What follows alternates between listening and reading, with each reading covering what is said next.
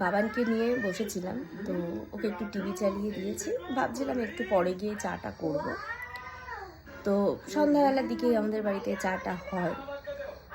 আর আজকে আমার যেতে একটু দেরি হয়ে গিয়েছে রান্নাঘরে, তো দেখলাম শাশুড়ি মা চা করছে, রান্নাঘরে গিয়ে দেখলাম।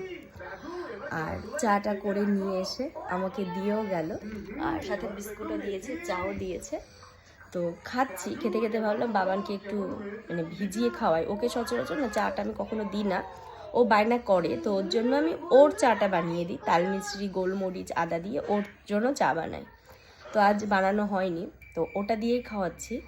তো একটা কথাই বলবো যে সকালবেলা হোক বা সন্ধ্যাবেলায় শ্বশুর বাড়িতে এসে শাশুড়ি মা যদি সামান্য এক কাপ চাও দিয়ে যায় না, তাহলে মনে করো যে এই অমানুষের জগতেও তুমি একটা মানুষের ঘরে এসে পড়েছো।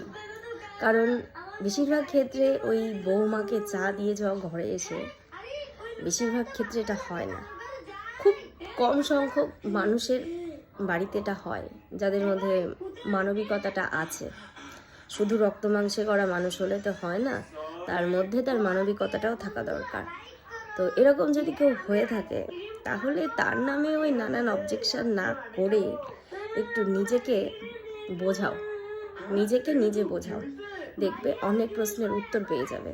যে আজকালকার দিনে যেটা সচরাচর হয় না, সেটা তো আমার সাথে মানে হচ্ছে, মানে অনেকের সাথে এর থেকে খারাপও কিছু হয়। আর সেখানে যদি শাশুড়ি, আমার তো তাই মনে হয় যে শাশুড়ি যদি এক কাপ চাও দিয়ে যায়, সেটাই অনেক বড় পাওনা।